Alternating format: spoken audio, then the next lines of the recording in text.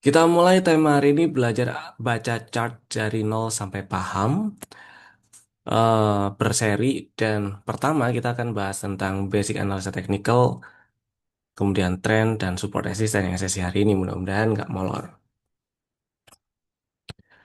Next, buat yang belum tahu, jadi kenapa analisa technical itu masih bisa dipakai dan masih relevan ya dari dulu sampai sekarang, itu karena ada tiga prinsip dasar yang masih relevan juga sampai sekarang dipakai. Yaitu yang pertama, bunyinya adalah market price discount everything. Jadi ini sih sering sekali disampaikan waktu bimbel cuannya ya, karena ya maksud dari market price discount everything ini adalah semua informasi yang ada di pasar itu sudah terserap semua dalam bentuk jadi berupa harga. Jadi harga itu ibaratnya raport lah kalau anak sekolah ya, ibaratnya raport. Nah, itu udah bentuk jadi dari semua informasi, semua perilaku para pelaku pasar, mau fear, mau greed, ditunjukkan semua dalam bentuk jadi berupa harga. Kenapa ini bisa dipakai? Karena yang bikin harga itu kan manusia.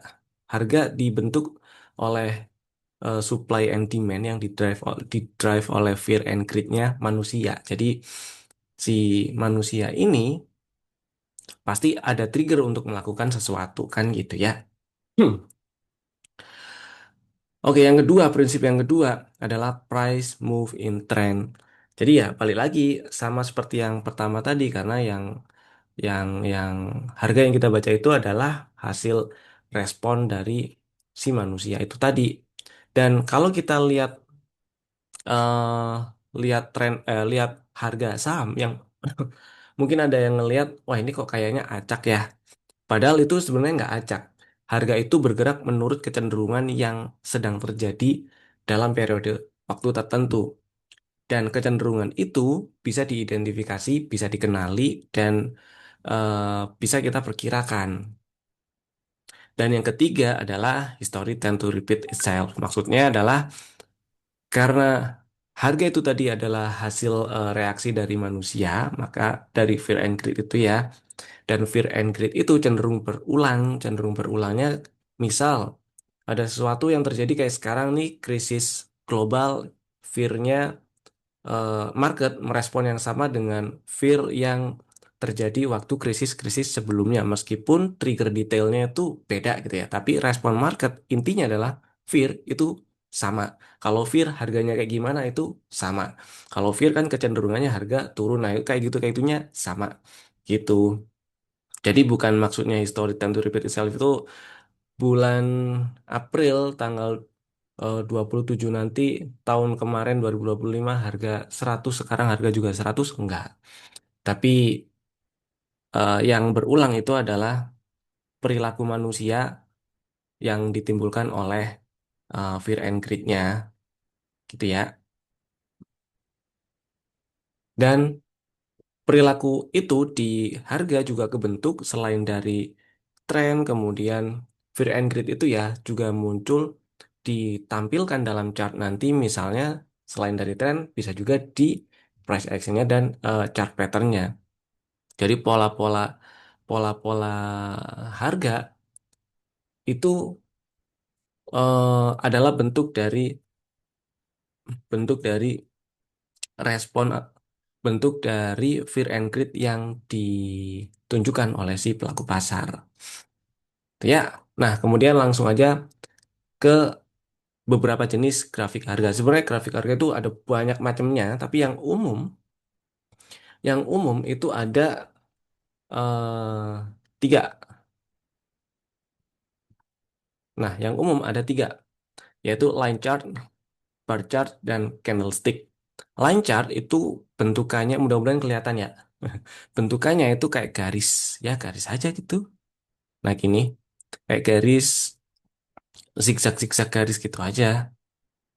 Nah, data yang diinformasikan di dalam grafik line chart ini hanya harga penutupan karena line chart ini digambar dari harga penutupan di periode tertentu. Tertentu, misalnya line chart time frame daily berarti Ini adalah informasi tiap zigzag, tiap tikungan, tiap titik harga itu adalah informasi harga penutupan di di dalam setiap satu hari gitu. Misal dalam satu minggu berarti ada 7 harga, 7 harga yang tercatat ter eh, ter apa ya, ya tercatat tergambarkan oleh line chart. Kok 7 sih? 5, sorry. Satu pekan ada lima hari berarti ada 5 titik, 5 harga yang tercatat di dalam line chart. Selama market jalan dia akan naik turun gitu aja sampai market tutup, dia stay di situ, besok baru bikin titik baru lagi gitu. Nah, kalau bar chart ini tampilannya kayak batang terus ada garis kanan kirinya. Ini sebenarnya data yang diinformasikan sama persis dengan candlestick, yaitu data, ada 4 data, yaitu data harga pembukaan atau open, kemudian data harga tertinggi atau high, data harga terendah atau low, dan data harga penutupan atau close. Cuman data harga di bar chart tampilannya itu nggak hampir bukan hampir nggak ada bedanya ya, ada sih bedanya, tapi sekilas kita agak kesulitan buat yang eh, baru baru belajar charting terutama itu banyak yang kesulitan membedakan bar sekarang itu harga penutupannya di atas atau di bawah harga pembukaan. Karena pembedanya hanya posisi garis yang di kanan kiri. Harga pembukaan itu ada di sebelah kiri, harga penutupan ada di sebelah kanan. Jadi kalau yang garis sebelah kiri itu ada di atas garis yang sebelah kanan, berarti bar itu adalah eh, waktu itu adalah harga ditutup lebih rendah dibandingkan harga penutupan. Bar down. Kalau ini yang terakhir, harga yang sebelah kanan di atas harga yang sebelah kiri, garis yang sebelah kanan di atas garis yang sebelah kiri berarti ya ini bar up gitu ya. Nah, sedangkan kalau candlestick ini data yang diinformasikan sama persis dengan bar chart, yaitu ada data open, high, low, dan close, tapi dia diperjelas tampilan visualnya dengan tampilan body candle. Dan umumnya juga dibedakan dengan warna. Body candle ini adalah informasi range harga dari harga open sampai close-nya. Sedangkan high dan low yaitu harga terendah dan tertingginya ya. Itu. Kemudian penampakannya kayak gini kalau candlestick. Kita langsung ke candlesticknya aja. Gitu ya. Kalau candlestick penampakannya kayak gini nih. Ada 4 informasi open, high, low, dan close. Harga pembukaan Harga pembukaan ya itu bisa di atas dan di bawah. Harga penutupan juga bisa di atas dan di bawah harga pembukaan tergantung tergantung waktu itu tutup dan bukanya di mana gitu kan ya. Maksudnya adalah ketika harga penutupannya di bawah harga pembukaan berarti ini adalah candle bearish. Ketika harga penutupannya di atas harga pembukaan itu adalah candle bullish. Nah, harga tertinggi itu selalu ada di ujung shadow atas, harga terendah selalu ada di ujung pangkal shadow bawah di paling bawah ya, di ujung shadow bawah. Kemudian komponen pembentuknya ada 2 sih secara umum, ada body candle dan shadow ya. Body candle informasi memberikan informasi harga open dan close, sedangkan shadow ya harga high dan low. Gitulah. Kemudian ini juga secara visual dibedakan oleh warna. Biasanya candle bearish itu warnanya hitam dan warna komplementernya biasanya merah ya. Kalau nggak hitam merah itu. Kemudian candle bullish itu warnanya biasanya putih. Kalau nggak putih ada yang kasih warna hijau, ada yang kasih warna biru gitu. Kalau warna ditukar boleh nggak? Boleh-boleh aja. Asal asal nggak bingung aja. Nggak ada masalah, sah-sah aja. Yang membedakan candle bearish dan bullish bukan warnanya, karena yang membedakan itu adalah posisi close di sebelah mananya open. Kalau close di atasnya open berarti itu candle bullish, kalau close di bawahnya open berarti itu candle bearish gitu ya. Tapi secara umum, yang umumnya kalau candle bearish itu hitam, komplementer warnanya adalah merah. Kalau candle bullish umumnya putih, komplementer warnanya adalah hijau, kalau nggak biru ada. Mau kasih ungu juga nggak apa-apa. Lanjut ya, sekarang kita bahas langsung masuk ke tren. Kalau ada yang mau ditanyakan atau ada yang mau disampaikan, langsung tulis aja di kolom chat. Ini tren, simple, teorinya gampang, prakteknya sih gampang, cuman butuh teliti aja.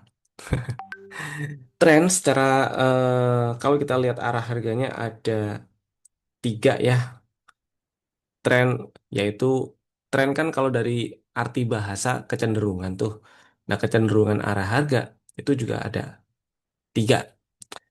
Ada naik, turun, dan sebenarnya kalau kecenderungan arah ada dua, naik dan turun. Tapi dikasih satu lagi ketika kita nggak, bukan nggak bisa ya, tapi nggak ketemu kriterianya untuk kedua arah tren itu, yaitu non-trend atau sideways.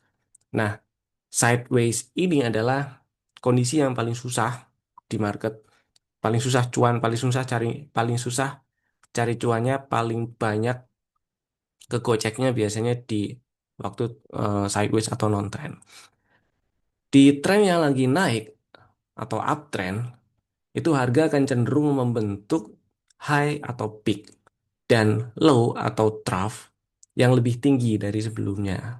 Jadi ketika ada low dan peak, low atau trough dan high atau peak, kemudian bikin low yang lebih tinggi dari sebelumnya dan disusul lagi kemudian bikin high yang lebih tinggi lagi dari sebelumnya, barulah itu uptrend kebentuk. Kalau cuman ada low, eh, keklik sorry. Kalau cuman ada satu low, satu high, kemudian satu higher low tanpa disusul lagi bikin high baru yang lebih tinggi, itu belum uptrend. Jadi hati-hati. Kalau kondisinya baru sampai warna putih ini aja, gambarnya ya, gambar garisnya cuma sampai warna putih ini aja, itu belum uptrend. Meskipun harga sempat naik sampai ke sini nih misalnya, nah itu belum uptrend tuh. Baru kalau udah nembus high sebelumnya, bikin high yang lebih tinggi, bikin high baru yang lebih tinggi, higher high atau higher peak, baru baru itu uptrend terbentuk. Nah, ketika market masih bullish, ini akan cenderung membentuk high dan low yang lebih tinggi, high dan low baru yang lebih tinggi, bikin higher low baru, bikin higher peak baru, begitu. Sebaliknya ketika market lagi bearish, biasa harga akan membentuk kecenderungan arahnya ke bawah atau biasa disebut downtrend. Nah, ketika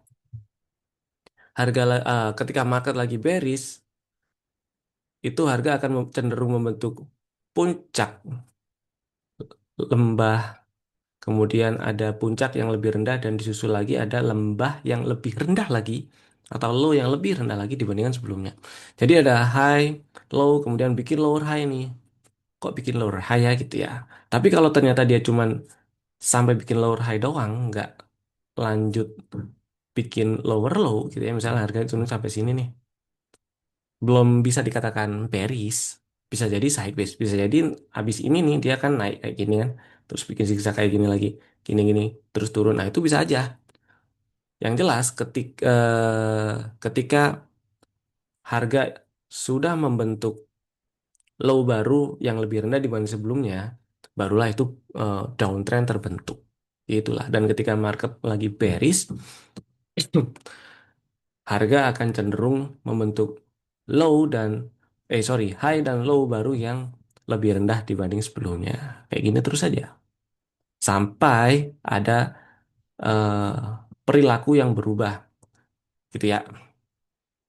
Jadi tren itu hukumnya akan berlaku atau masih berlaku. Tren itu masih berlaku sampai ada tanda yang jelas tren itu berubah. Pertanyaan selanjutnya adalah misalnya kondisi lagi downtrend nih. Kapan downtrend itu selesai? Itu kan? Kayak IHSG sekarang ini kan bearish-nya nih sampai kapan sih? Kapan selesainya gitu kan? Jawaban pastinya nggak ada yang pernah tahu.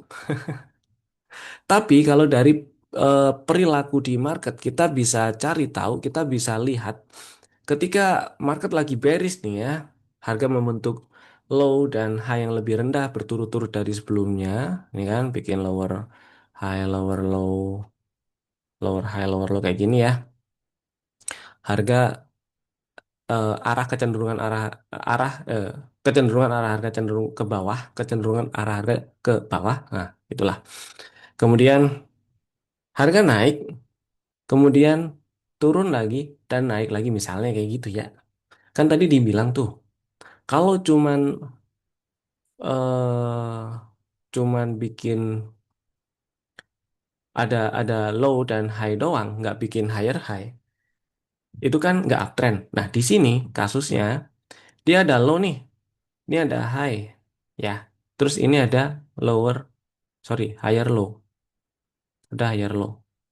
Secara definitif kalau kita lihat garis yang warna orange aja, kita bisa bilang, oh ini uptrend nih. Oke ya. Tapi coba lihat kecenderungan harga yang sebelumnya kejadian nih, yang lebih gede nih, kan ke bawah. Nah, kalau pertanyaannya kapan downtrend berakhir?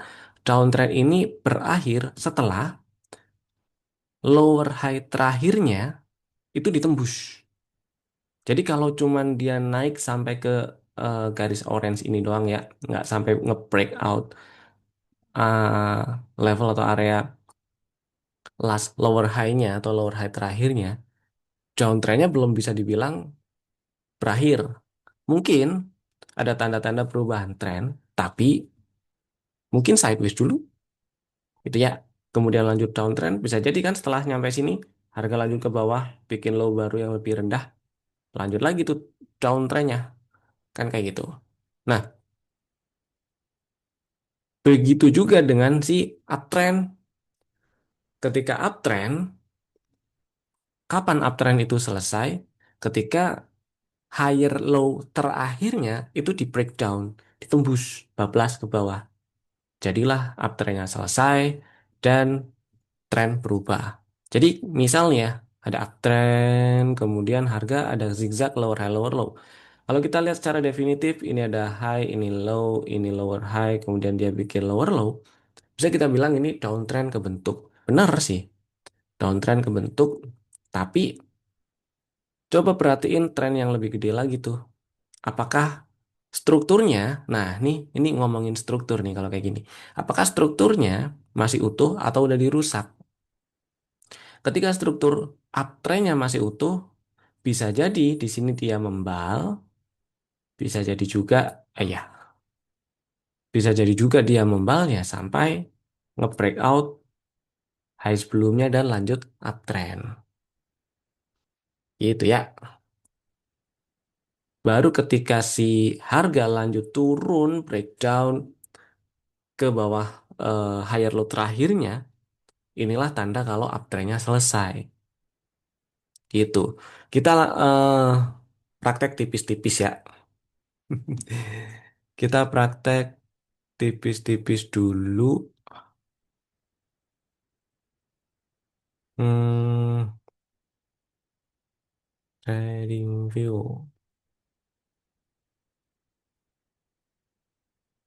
Oke.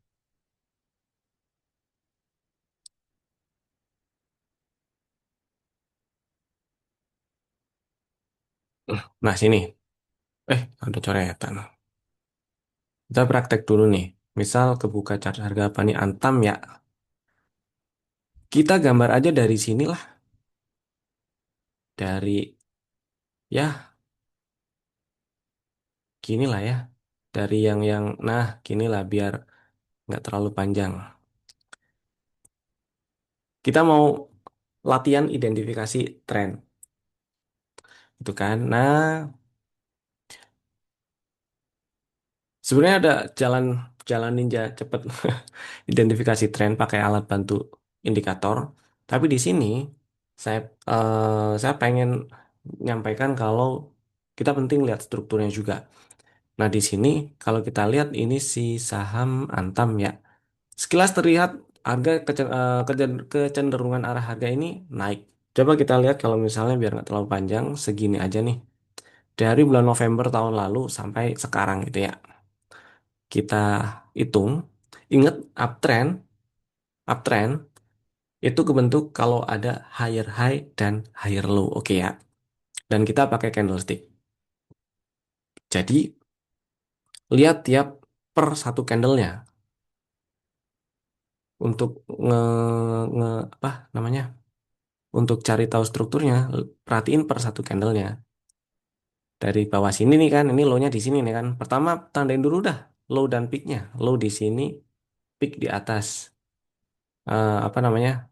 Low dan swing high dan swing low-nya, paling paling rendah dan paling tingginya. Setelah itu kita tandain sepanjang harga naik ini nih, strukturnya kayak gimana? Perilaku harga geraknya tuh kayak gimana? Misal dari sini dia naik ke sini kan, kemudian dia turun ke sini. Oke ya. Kemudian setelah itu dia naik turun naik turun naik turun, ada bikin low baru, ada ke sini. Kalau kita gambar semuanya, naik turun ini naik ke sini, ini turun ke sini, oke ya. Kemudian baru dia naik ke sini kan. Nah, oke ya. Terus kemudian ini ada lower high dan lower low. Ini candle yang merah nih bikin bikin high dan low baru yang lebih rendah dibandingkan dengan sebelumnya. Nah, gini kali ya. Oke. Nah, lalu lalu kita dari sini ke bawah tandain. Nih, terus naik lagi higher higher low higher higher low ke sini, terus ini ada turun, terus ke sini. Terus ini ke sini lagi, naik lagi, turun lagi itu kan. Terus aja kayak gini nih. Nah, oke, sampai sini dulu dah. Kita udah tandain zigzag-zigzag ini kalau kita lihat kecenderungan harganya dari zigzag yang kebentuk kan naik tuh ya, uptrend. Terus pertanyaannya, apakah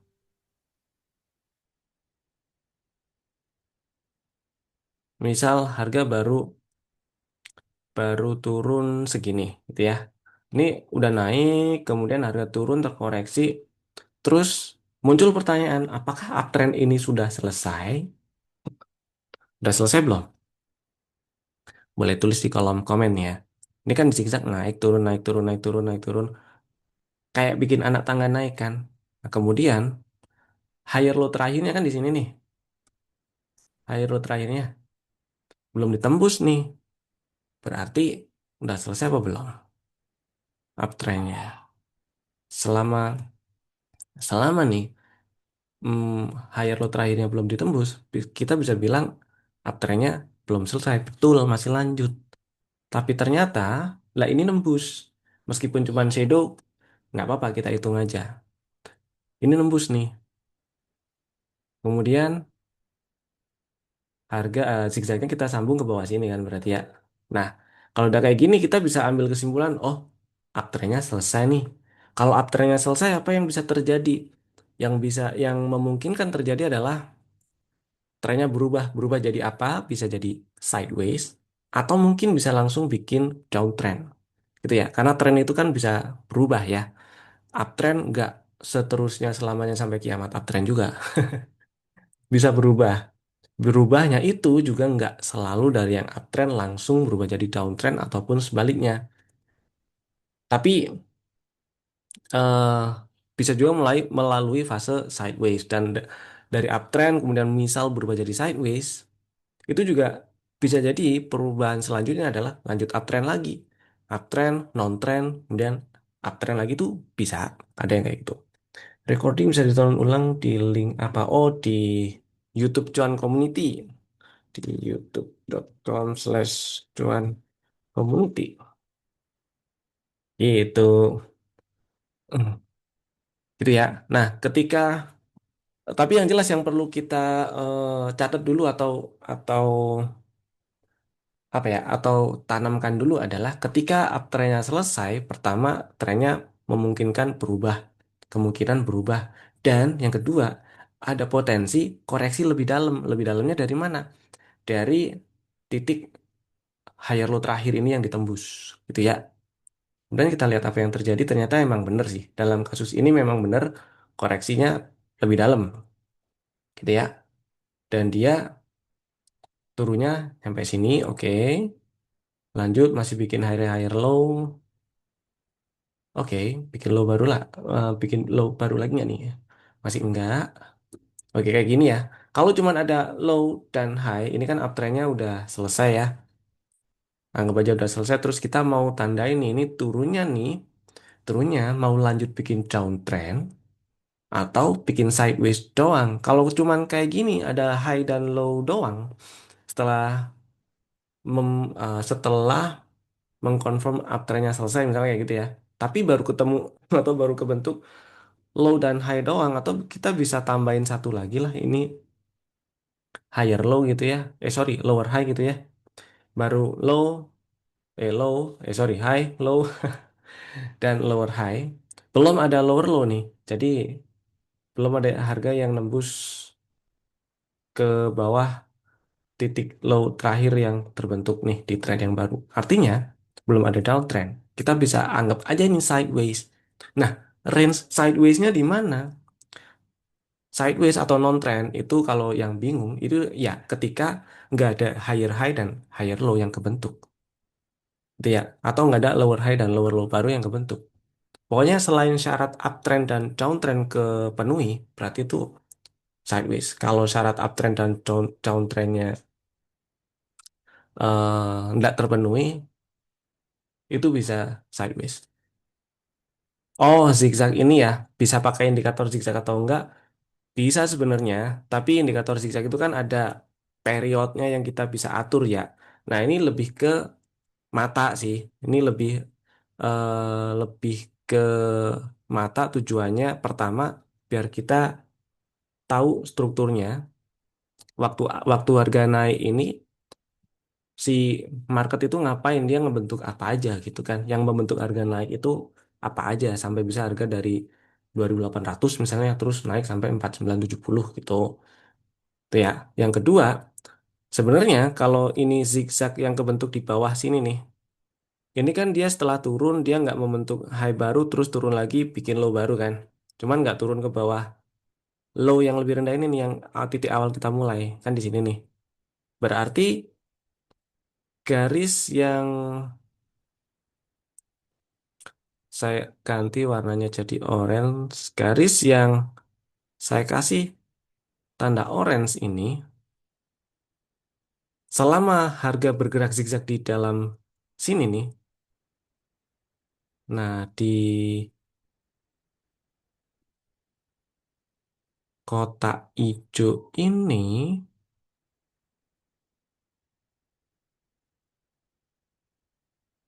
nah selama di sini, selebar range zigzag orange, itu kan kita bisa bilang sideways. Jadi sebenarnya kalau kita mau rapikan zigzagnya, itu dari puncak sini, kita bisa langsung arahin ke bawah sini, baru ke atas. Mudeng ya, nangkep ya. Ini perlu latihan memang. Telan dulu aja nggak apa-apa kalau misalnya bingung. Memang harus perlu latihan. Tapi intinya adalah selama nggak ada high baru terbentuk ketika ada upaya ngebentuk uptrend, ada kan ini naik nih ya, ada low, high. Kemudian harga turun, low-nya nggak lebih rendah, higher low kan. Berarti kita bisa bilang, oh ini ada upaya ngebentuk uptrend nih, misalnya kayak gitu. Tapi nggak berhasil-berhasil tuh bikin higher high-nya. Masih ada di dalam range yang awal kebentuk ini nih, high low yang awal ini. Kan gitu tuh. Tuh ya. Kita bisa anggap itu sideways. Dan kalau sideways, biar nggak bingung dan biar nggak bikin apa mumet kalau kita lihat chart, saya lebih pilih nggak gambar ini zigzagnya gitu. Jadi sebenarnya kita bisa ilangin aja nah zigzagnya kalau dirapiin lagi kayak gini. Itu ya, poinnya di situ. Oke lanjut. Kayak di sini nih, ini ada high dan low, kemudian dia bikin dia harga naik, bikin low yang lebih rendah sementara terus turun nggak lebih rendah dari low yang sebelumnya terbentuk paling baru ya. Berarti kan ini kita bisa bilang selebar ini adalah sideways, itu kan? Ya nggak sih? Nah, ternyata dia bikin high baru. Apakah ini uptrend secara definitif? Kalau kita cuma lihatnya segini, iya ini uptrend. Uptrendnya di mana? Eh, uptrendnya ya yang salah ya. Mestinya warna beda. Uptrendnya adalah kan gini. Uptrendnya adalah zigzag yang warna orange. Oke ya, zigzag yang warna orange. Ya, tapi kita lihat apa sih apa yang terjadi selanjutnya. Harga turun, bikin high baru lagi nggak nih? Bikin. Setelah dia di puncak sini, dia turun ini kan bikin lower low, terus naik bikin high baru. Masih uptrend? Masih. Kalau kita perspektifnya cuma segini nih ya. Masih uptrend nggak? Iya masih. Kapan uptrend ini selesai? Berarti uptrend ini selesai yang kecil ya. Ketika turun ke bawah 3950 nih angkanya. Higher low terakhir. Kita lihat apa yang selanjutnya terjadi. Masih naik. Oke. Karena memang uptrendnya belum selesai. Masih naik. Oke. Masih naik. Oke, meskipun candlenya merah tapi bikin higher low ya. Kita ikutin jejaknya. Nah, ini baru bikin lower high dan lower low. Mulai belok nih. Kayak gini kan. Terus abis itu kemana nih?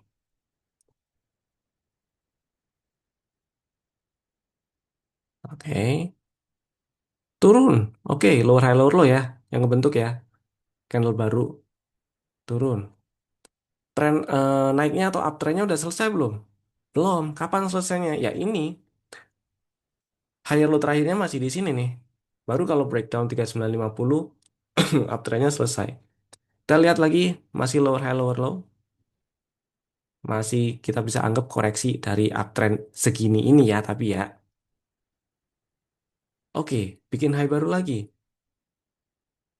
Nah, di sini eh area untuk mengkonfirmasi uptrend itu berakhir itu jadi berubah, ganti naik. Yang tadinya di bawah nih ya, di angka 3950 sekarang jadi di sini nih. Oke, di angka 4230. Kita lihat apa yang selanjutnya terjadi. Pertanyaannya apa? Apakah uptrend ini sudah berakhir? Jawabannya belum. Kan higher low terakhir belum ditembus nih ya. Di angka berapa tadi? 4230. Kita lihat apa yang terjadi selanjutnya. Turun nih, bikin lower low candlenya. Nah, next, turun breakdown. Apakah uptrendnya selesai? Jawabannya iya, ini uptrendnya selesai nih. Uptrend yang konteksnya di zigzag yang warna orange ini selesai. Dan apa yang dilakukan ketika uptrendnya selesai? Misal punya barang di bawah, misalnya beli nih waktu di sekitaran area 3700, 3800, ya jualan ketika uptrendnya selesai. Dan ketika masih ada barang, di sini kita lihat ini uptrendnya belum selesai sih, tapi harga mulai koreksi. Enaknya diapain ya posisi saya ya, yang saya lagi punya barang nih, punya Antam modal misal di 3700 gitu ya, atau sinilah misalnya di 3890. Oke, saya masih mau hold karena kalau dilihat ini uptrendnya belum selesai ya. Tapi langkah pengamanan apa yang mestinya diambil? Langkahnya adalah pasang trailing stop atau geser stop lossnya yang tadinya di bawah. Geser aja di bawah level konfirmasi uptrendnya selesai. Di mana? Ini kan level konfirmasinya kan di 4230 tuh. Berarti di bawah itu 4220 nggak apa-apa.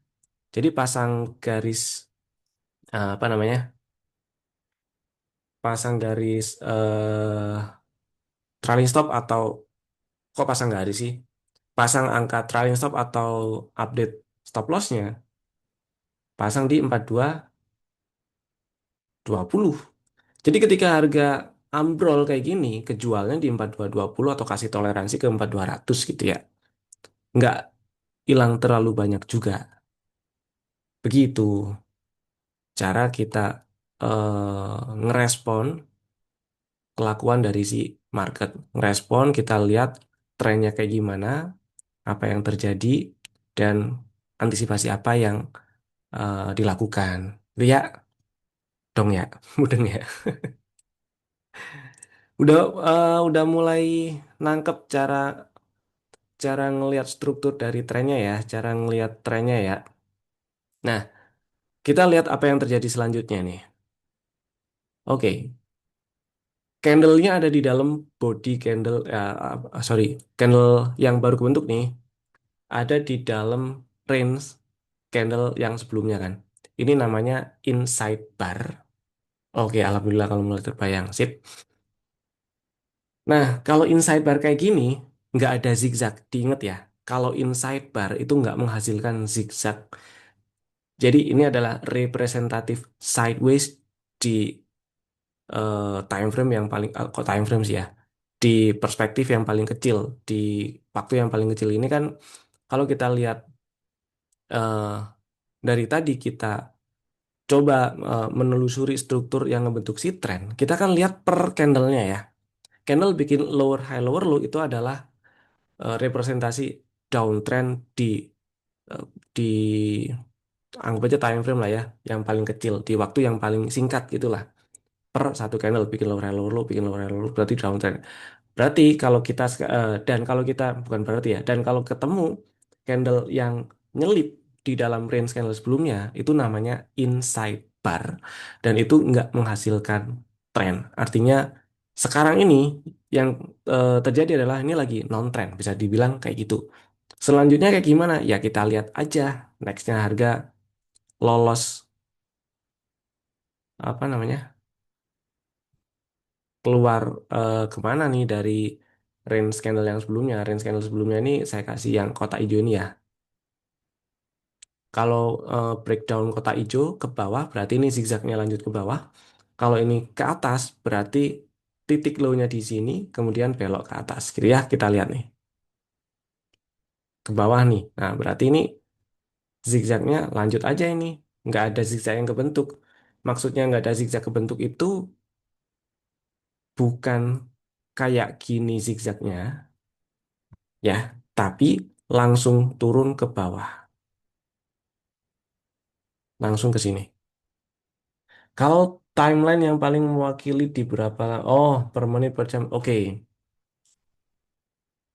Pertanyaan bagus dan pertanyaan yang sering muncul di analisa teknikal itu bisa diterapkan di semua time frame dari yang paling kecil, misalnya 1 menit ya, yang bisa kita eh, apa namanya, bisa kita raih, kita capai si chartnya misalnya 1 menit, itu bisa kita capai, bisa kita aplikasikan caranya sama seperti ini, identifikasi tren dan strukturnya, atau bahkan di time frame yang paling gede di sini misalnya yang bisa kita pakai eh, 1 bulanan misalnya yang umumnya, itu bisa sama persis caranya.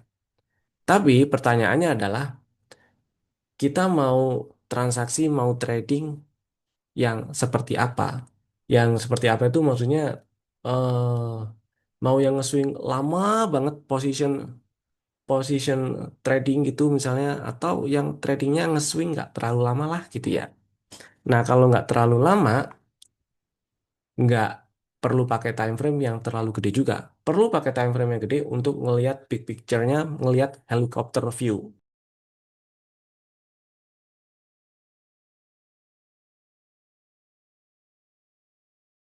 Tapi untuk eksekusinya balik lagi ke time frame yang lebih kecil aja. Dan umumnya kalau di saham daily ya yang dipakai ya.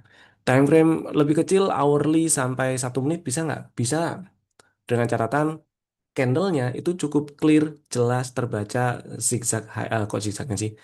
Cukup jelas terbaca higher high dan higher low-nya dan seterusnya kayak gitu ya.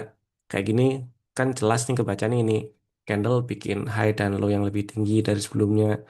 Kadang, karena kadang dan seringnya di saham-saham yang apa namanya, liquidity-nya atau lagi nggak liquid gitu ya, sering kan cuman bikin candlenya itu seret gini, sorry, gini, terus habis itu naik gini doang, terus per tiap satu periode misalnya tiap 5 menit lah, tiap 5 menit itu cuman garis gini doang, segini. Terus kalau misalnya turun tiap 5 menit lagi turun segini, cuman ya nggak ngebentuk satu candle yang utuh gitu misalnya. Bisa nggak dianalisa? Bisa sih bisa, tapi buang-buang waktu juga sih ya.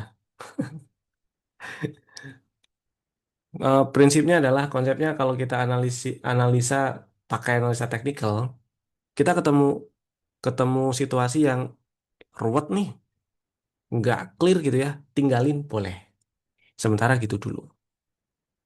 Ya, nah next, jangan lupakan garis garis apa namanya eh low yang tadi kita tandain dari zigzag yang warna ungu ya. Ini di sini kan. Kita lihat apa yang terjadi selanjutnya. Kalau kita lihat yang orange doang nih, dia udah breakdown higher low terakhir dari zigzag atau dari uptrend yang udah kebentuk. Kemudian nggak ada zigzag-zigzag lagi nih, langsung aja bablas gitu kan ke bawah gitu ya. Boleh ya, boleh aja kayak gitu. Nah, terus dia naik tuh, bikin air-air low. Kita bisa gambar lagi nih kayak gini nih. Sah, itu. Terus selanjutnya gimana nih? Bikin higher-higher low lagi. Oke. Berarti naik tuh ke situ titiknya. Terus bikin lower high lower low. Oke, kita tandain dulu. Nah, sampai sini dulu. Ini udah ada ada calon downtrend utuh yang kebentuk ya, calon downtrend utuh. Kenapa? Karena ini baru ada sorry, high, low, lower high, belum ada lower low yang nge-breakdown low terakhir yang ini kasih warna beda mana nih? Warna biru. Nah, oke, belum ada harga yang nge-breakdown garis warna biru ini nih ya, titik low terakhir yang baru terbentuk. Oke, next kayak gimana? Masih ini outside bar. Oke, masih di dalam range ini. Dan tadi ingat kita bisa anggap berarti selebar range sub sini itu adalah sideways. Itu ya, sorry. Gini. Ini kan sub turun, kemudian naik gitu ya. Dan di sini turun, terus ini turun lagi ke bawah.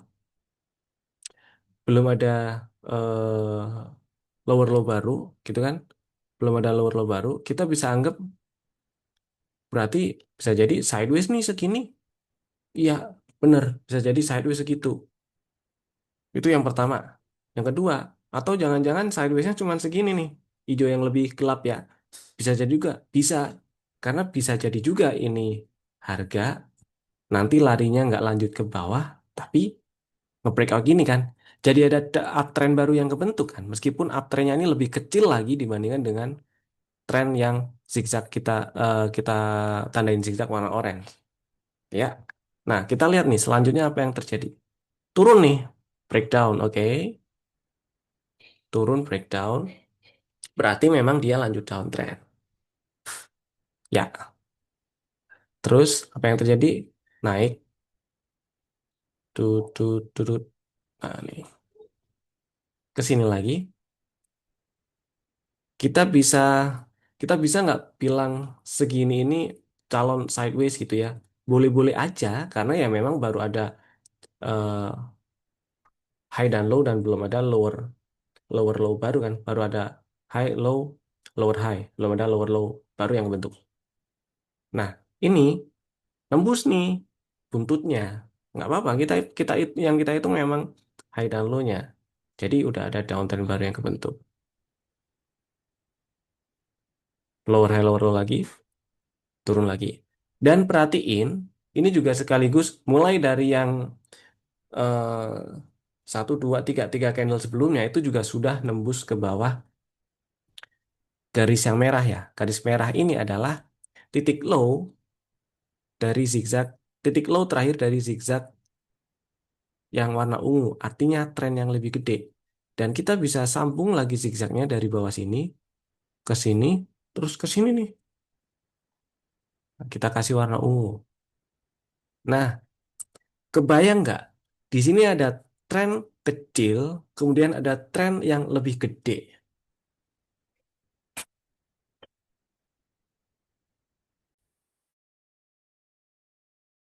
Bayang ya, ada tren kecil dan ada tren yang lebih gede.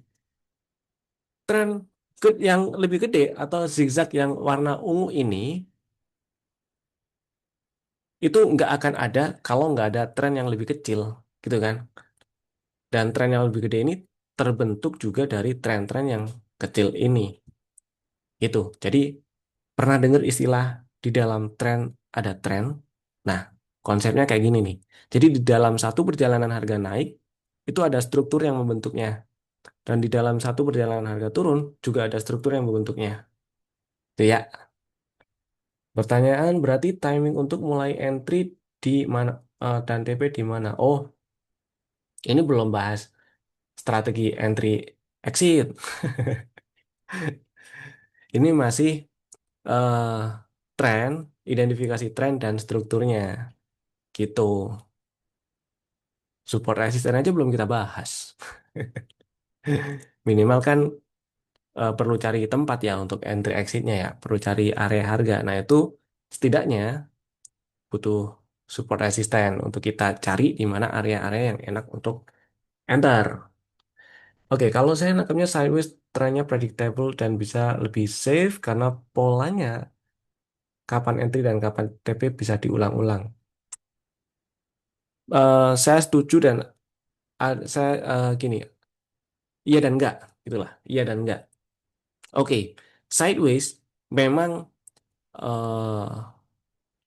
sideways itu memang ketika harga cenderung bergerak di dalam range tertentu kan. Jadi, oh kemarin di sini nih turun sampai sini doang, ya udah saya beli. Terus naik cuma sampai sini doang, ya udah di situ ntar saya jualan. Nunggu lagi beli di situ. Terus jual lagi di situ. Pertanyaannya adalah, bukan pertanyaannya sih, faktanya adalah ketika sideways, ya hmm, kita cari yang inilah, oke? Yang di sinilah kita kan kita tadi udah identifikasi ini sideways ya, selebar kotak hijau ini nih. Nah, kita kasih bari play sebelum dia breakout. Jadi segini. Nah, segini ini kan sideways nih. Memang kita bisa cari tahu ketika sebelumnya pernah ada low di sini dan terus waktu naik sampai puncak yang ini nih ya, kursor saya ini, kemudian dia turun. Ketika deket-deket area low-nya, kita bisa beli dan sorry, ketika dia turun mendekati area low dia naik lagi dan ketika dia nyampe area sini lagi deket-deket area low yang eh, direspon jadi support eh sorry bukan belum bahas itu ketika nyampe area low yang harga balik naik lagi itu kita bisa beli memang di sini gitu ya tapi faktanya adalah banyak yang ketika dia naik nih di sini nih oh membal nih jangan-jangan udah mau naik gitu ya beli ya beli terus turun kok turun ya wah turun terus nih di sini jualan terus naik lagi lah naik bener yang tadi dong beli ah beli lagi lah ternyata turun gitu aja terus sampai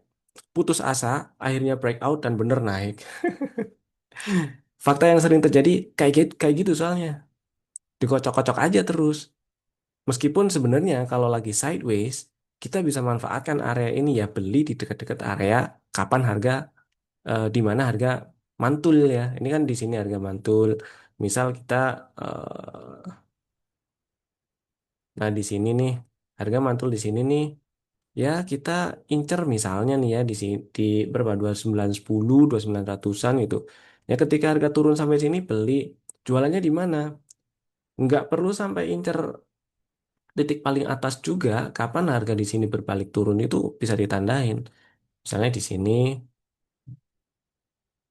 Nah, nggak disamperin. Di sini dilemanya biasanya kalau lagi sideways. Ketika nggak disamperin, jualan atau enggak. Itu.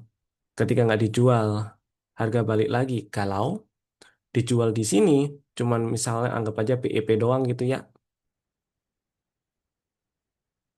Terus ternyata ada naik-naiknya nyesel. Kalau kayak gini nih, wah untung nih dijual, turun ternyata kan gitu kan.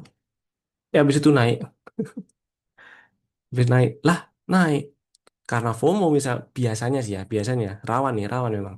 Rawan FOMO di sini beli lagi, turun lagi. Lah, salah kali ya. Cut loss lagi. Meskipun idealnya kalau sideways ya kita bisa manfaatkan beli di area dekat area-area harga di mana dia mantul, jualannya di area-area di mana dia ketahan. Teorinya kayak gitu. Prakteknya banyak yang kebalik, banyak banget begitu ceritanya.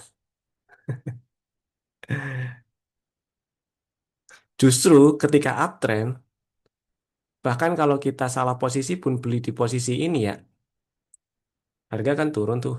Pelan-pelan dia naik, didiemin aja cuan gitu loh, nggak dikocok-kocok terlalu lama. Kenapa? Ketika lagi trending itu adalah waktu yang enak banget untuk cari cuan.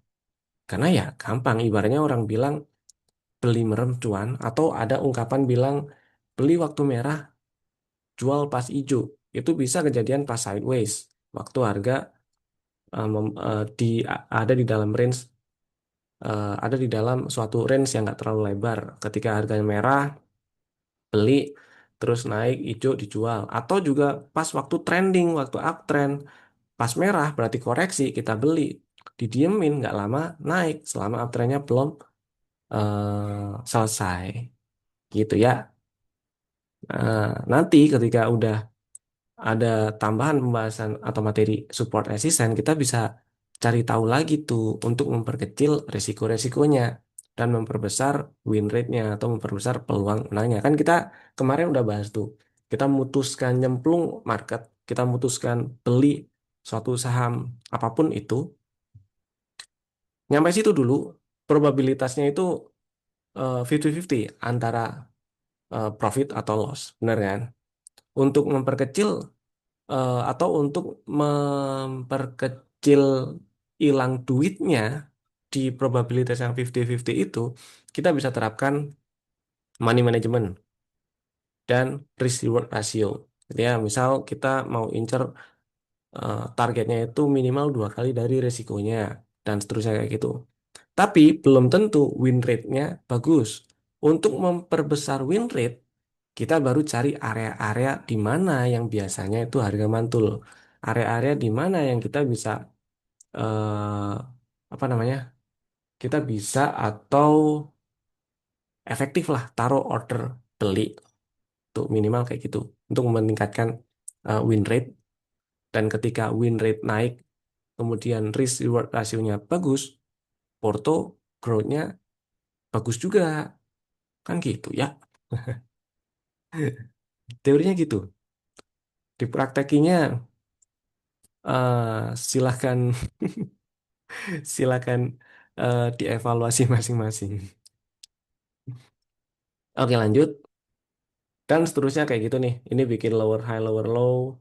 Tren kecilnya yang orange ya, yang orange ini masih ke bawah, yang ungu juga masih ke bawah. Terus dia bikin higher low. Oke, yang orange ini naik ke atas gini kan. Tren yang kecilnya ya orange. Next, masih higher low.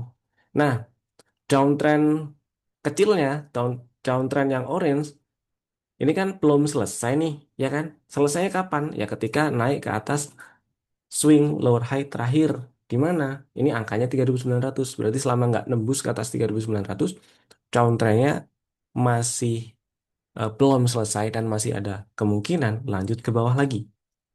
Masih ada peluang lanjut ke bawah lagi. Ini inside bar, ini masih inside bar, berarti nggak ada zigzag ya. Kalau inside bar ingat. Nah, ini baru ke bawah, ke sini. Eh, salah garis. Sini. Pertanyaannya, apakah lanjut downtrend? Jawabannya belum. Kenapa belum? Ya karena belum nembus ke bawah low. sebelumnya, ya. Naik lagi nih malah. Terus, nah, ada uptrend baru lagi nih yang kebentuk yang lebih kecil ya, ya kan? Ini kan, si warna apa ya? Kasih warna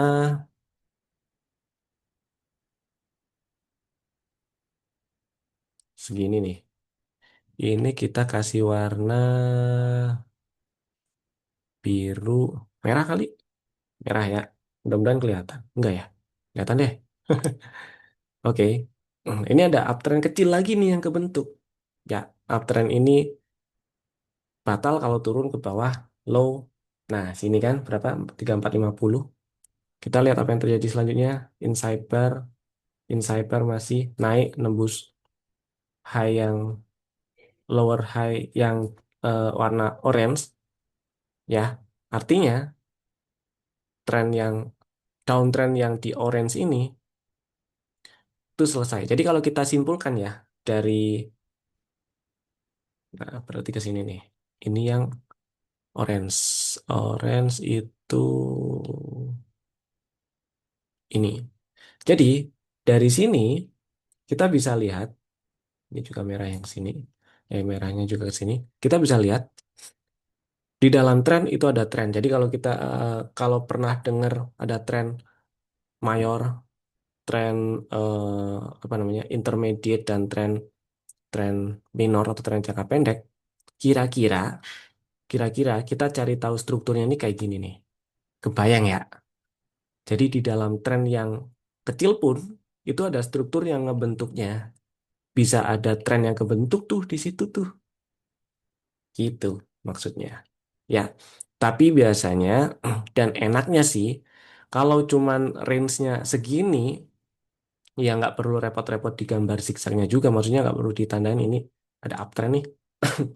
Toh ini saham. Beda cerita kalau misalnya kita trading atau maksud maksud saya tuh ini saham yang mostly orang tradingnya itu pakai time frame daily dan jarang yang tradingnya apa ya fast trade banget gitulah perspektif apa namanya time frame tradingnya pendek banget gitu maksud saya. Biasanya kan nge-swing tuh kalau sahamnya gitu. Jadi kalau kayak gini bisa kita anggap ini sideways aja segini gitu. Nah, baru setelah itu naik lagi yang orange dan merah tadi juga naik. Break sideways-nya ke atas. Ini ada tren kecil kebentuk masih naik dan seterusnya kayak gitu. Inside bar ini bikin high baru lagi.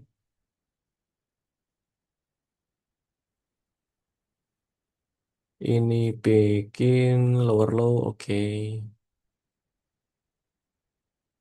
Baik, salah. Dan seterusnya ya, kayak gitu ya, kegambarkan. Nah, mudah-mudahan nangkep dan kebayang cara ngelihat tren dan strukturnya. Nah, ini nanti bakal kepakai kita kalau kita lagi cari support resist dan cari apa namanya, cari setup buat buat buat buat buat nentuin trading orientasinya itu, maksudnya orientasi tradingnya itu tujuannya itu yang trading nge-swing itu enaknya pakai setup yang sejauh apa, segede apa.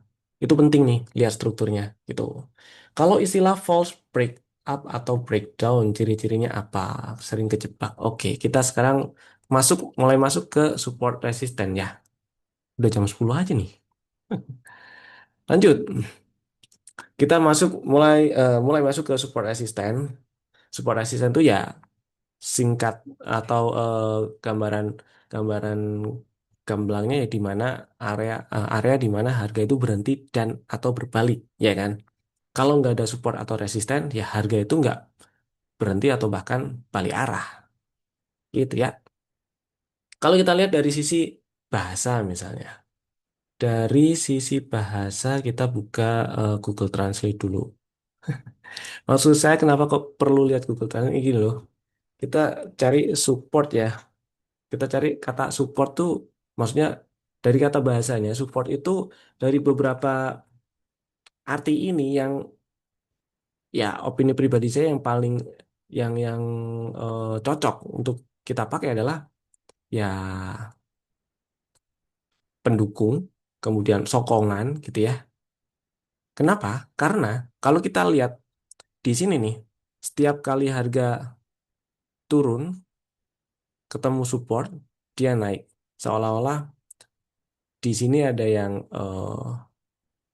menyokong atau menyanggah harga nggak turun lebih dalam, gitu ya. Kemudian harga naik, turun lagi, ketemu area yang sama, dia naik lagi. Seolah-olah di sini ada yang menyokong atau menyanggah si harga supaya nggak turun lebih dalam. Begitu juga dengan resisten. Kalau arti bahasanya ya kita ambil aja yang perlawanan atau tahanan gitu ya. Kenapa? Karena ya waktu apa namanya? Waktu harga nyampe area yang sebelumnya pernah ini harga naik terus turun, nyampe situ lagi, harga ini ketahan nih.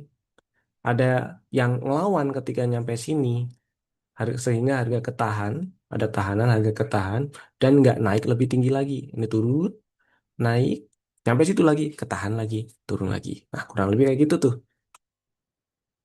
Ini yang penting, psikologis support dan resisten. Jadi gambarannya gini, coba bayangin di di di market itu ada dua pihak lah ya, buyer dan seller ya, kayak gitulah. Ada dua pihak, buyer dan seller, dan setiap detik mereka itu perang tarik-tarikan. Yang satu pengen harga naik dan yang satu pengen harganya turun. Oke ya. Dan support resistance itu tempat di mana pertarungan itu paling intens lah, paling intens. Nah, kenapa harga kalau nyampe area support itu sering mantul atau kenapa harga sering mantul di area support?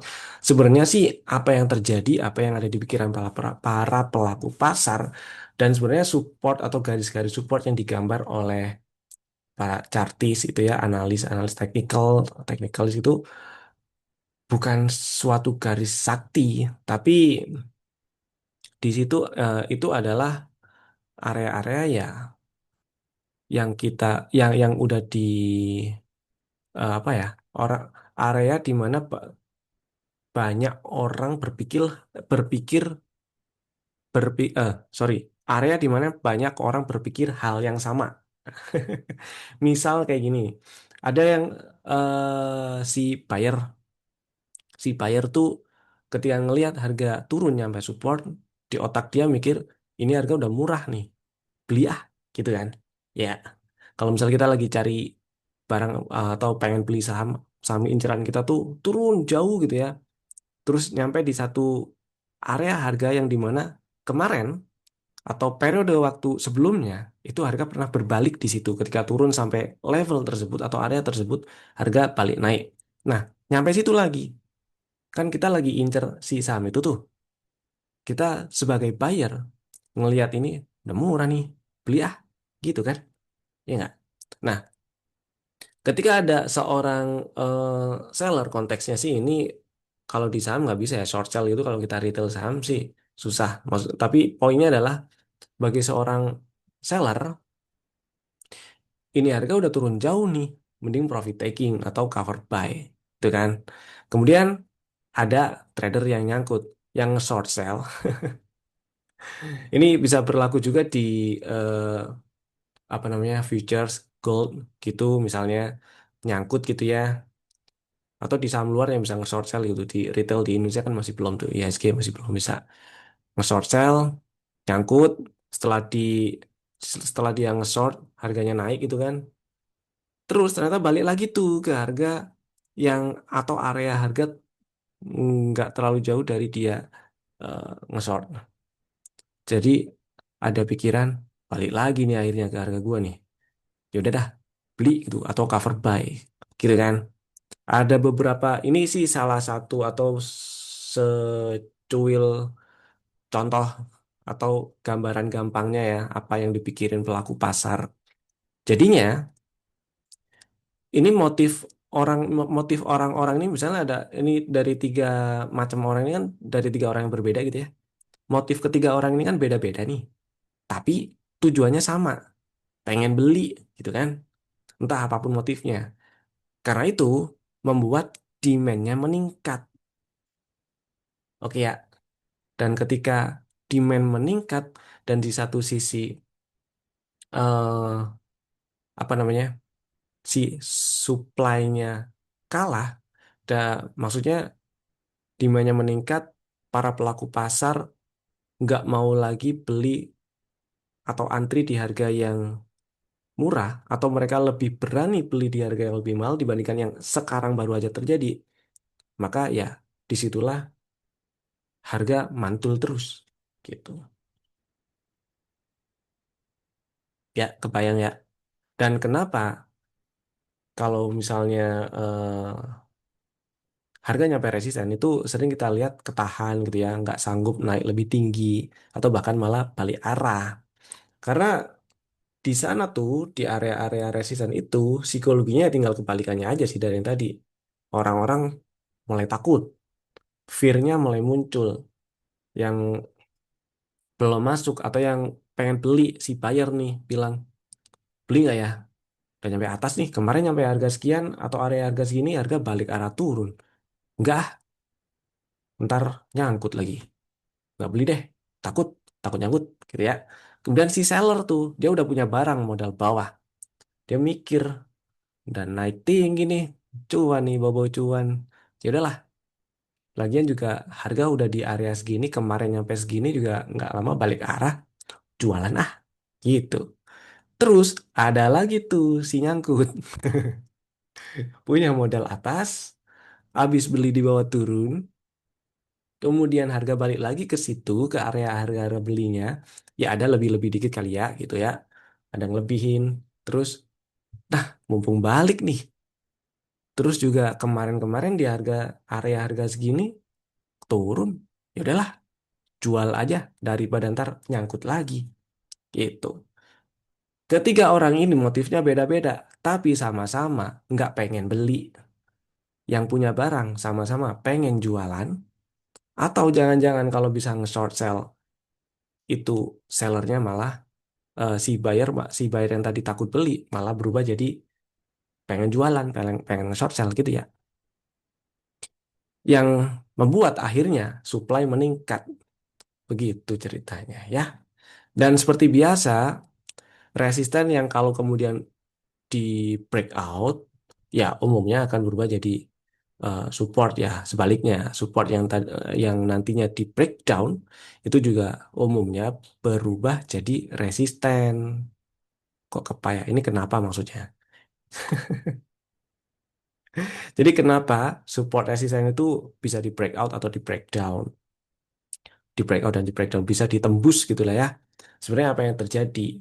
Kenapa breakout itu bisa kejadian? Karena pada suatu titik nih, ini sambil eh, butuh visual ya, sambil ngebayangin lah. Pada suatu titik, salah satu pihak ini kalah. Kalau misalnya ada di posisi atas, ada di resisten, berarti sellernya ini kalah nih. Si buyer nggak mau ngalah, gitu ya. Kebayang ya? Nah, kalau resisten tembus, artinya sellernya sudah nggak mampu lagi nahan tuh. Jadi, si buyer udah lebih dominan, sampai si seller nggak mampu nahan. Buyer jadi dominan, dan yang tadinya nonton di luar kayak yang tadi nih, pengen beli nggak berani karena takut nyangkut.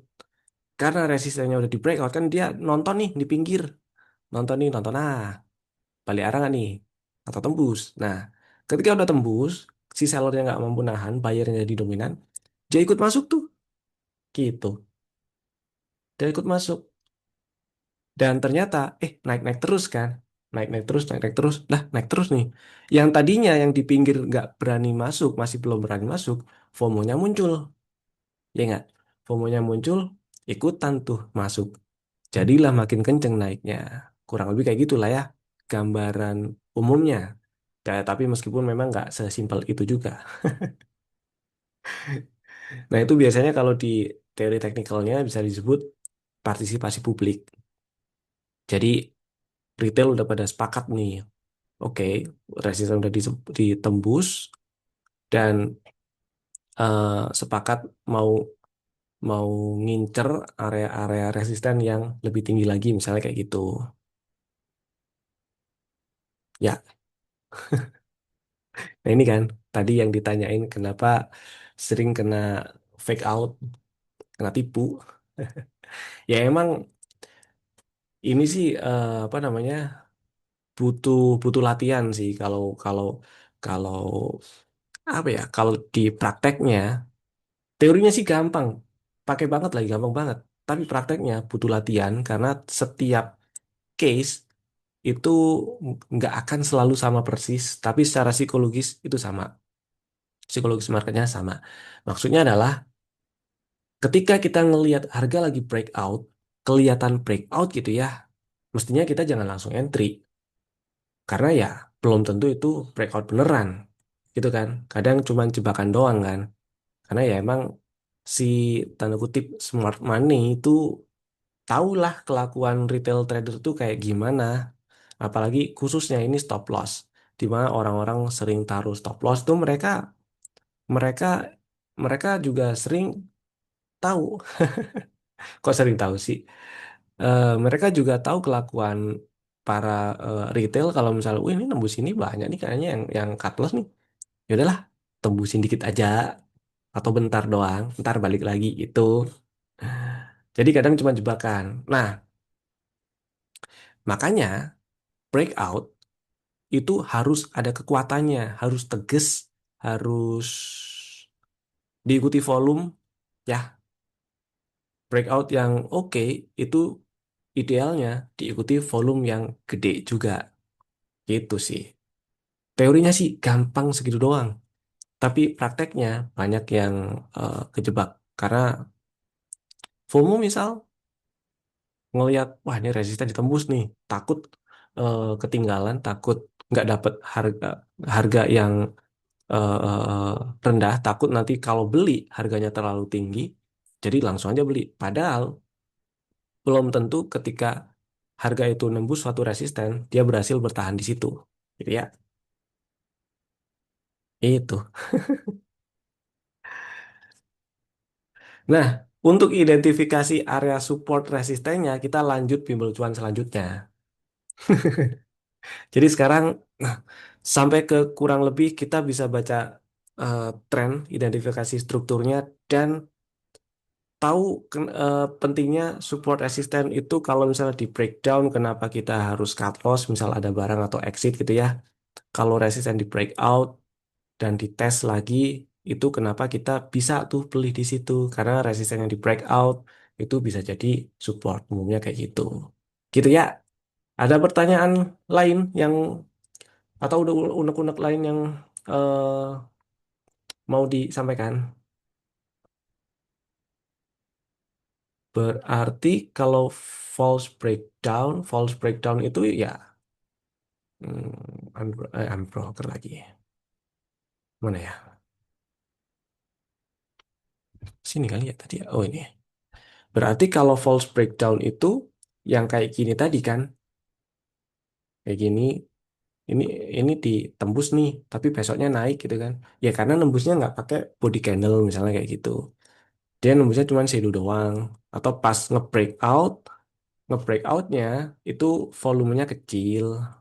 Di sini misalnya, nih volumenya waktu nge-breakout area resisten ini nih, misal volumenya kecil itu. Atau level atau area yang kita tandain itu sebenarnya bukan suatu area resisten atau support yang kuat. Bisa jadi dari mana taunya atau kita cari taunya, minimal kita berusaha cari tahu lah area support atau resisten yang kuat itu. Ya, gampang. Apa namanya? Support resisten yang kuat ya yang sering dites gitu. Tampilkan chart latihannya secara detail. Bisa, tapi di itu bimbel cuan selanjutnya. Karena karena kalau disambung sekarang semuanya bisa lama, nggak nutut, nggak cukup sejam gitu.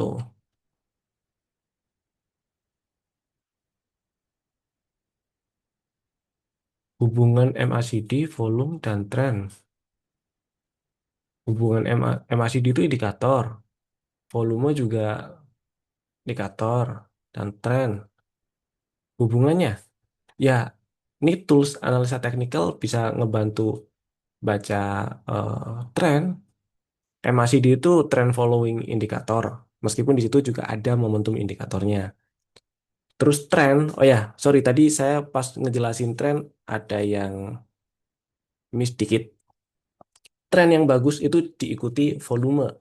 Jadi kalau uptrend, ini contoh ya, uptrend, uptrend, mana nih? Nah, ini kan uptrend nih, harga naik ya. Uptrend yang bagus itu diikuti volume yang juga cenderung naik. Itu. Waktu harga naik, volume naik. Waktu harga turun, volumenya turun. Itu uptrendnya bagus. Kalau sebaliknya, itu nggak oke. Ini contohnya, nih, waktu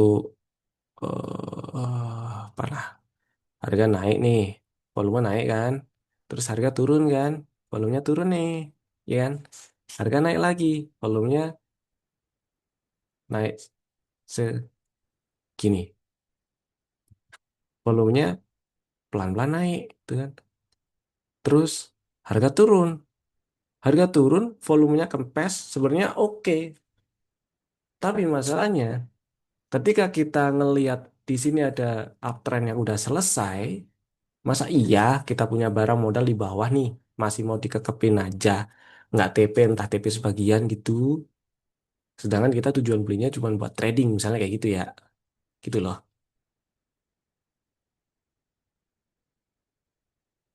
Ya, nah jadi di bimbel cuan kali ini support resistennya nyampe psikologi support resisten dulu, tar baru identifikasi areanya, gitu ya. Saham bisa ARA dan ARB, ya secara chart gimana? Maksudnya ya kalau kalau dari sisi teknikal tinggal dilihat teknikalnya, nggak bisa dilihat satu itu toh. Hari itu ARA dan ARB.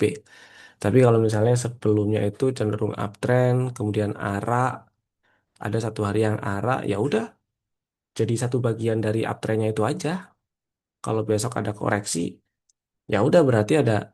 Kalau besok turun, ya udah berarti itu koreksi. Kalau uptrendnya selama uptrendnya belum selesai ya koreksi sehat aja gitu. Tapi ya itu nggak bisa cuma dilihat satu itu tok ya.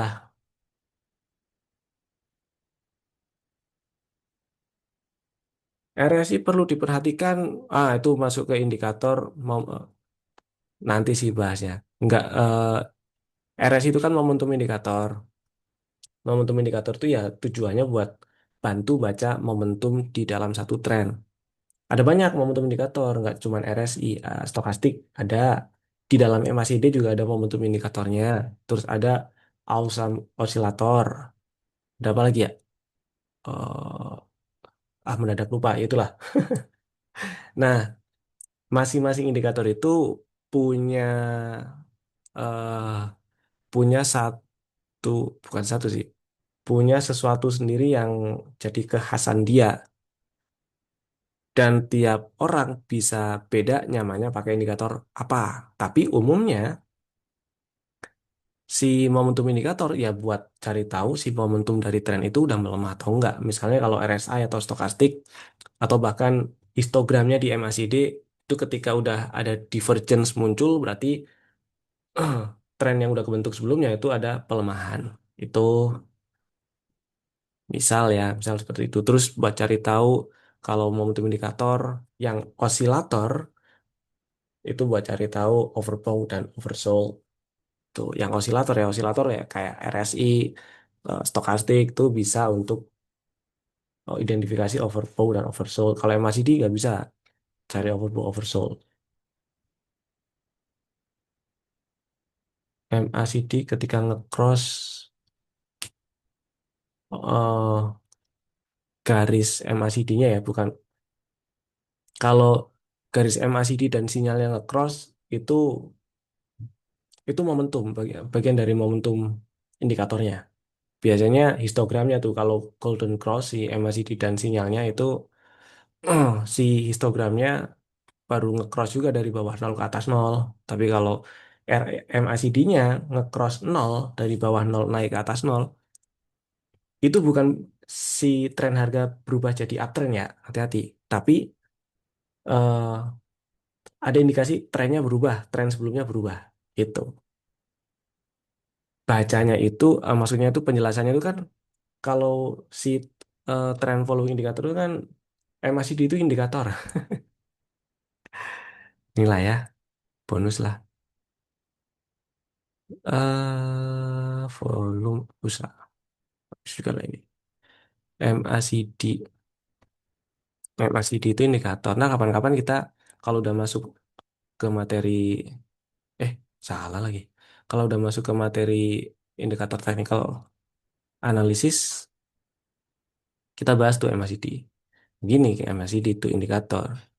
Nah, kalau si MACD-nya itu eh, turun ke bawah nol, itu ada indikasi perubahan tren yang cukup signifikan. Nggak selalu dari uptrend berubah jadi downtrend, tapi bisa jadi sideways, ya mungkin range yang lebar. Gitu. Atau bisa jadi downtrendnya baru dimulai. Gitu sih. Kan narasinya kan ketika uptrend, MACD akan cenderung berada di atas nol. Ketika downtrend, MACD cenderung berada di bawah nol kan gitu kan. Jadi bukan MACD di atas nol itu uptrend, MACD di bawah nol itu downtrend. Bukan kayak gitu narasinya. Jadi ya perlu dilihat strukturnya, itu penting. Makanya kenapa di awal saya nggak bahas indikator. Lihat struktur dari trennya. Gitu ya. Oke, MA20, 60, MA200 itu moving average. MACD beda lagi. Kalau MA ya moving average, MA ya MA. MA ke gambar di chart, misal kayak gini nih. Nah, ini ada MA-nya nih. Tinggal diganti aja periodenya. Kalau MA 20 berarti kan dia ngitung ngitung dari data 20 hari ke belakang, MA 60 ngitung dari harga 60 hari ke belakang dan seterusnya gitu ya. Gitu. Itu juga bisa dipakai untuk alat bantu baca tren. Tapi nanti juga bisa dipakai untuk metode analisa identifikasi ya, support resisten. Nah, oke ya, kita lanjut di bimbel cuan berikutnya, identifikasi support resisten dan prakteknya. Gitu ya. Saya stop dulu recordingnya.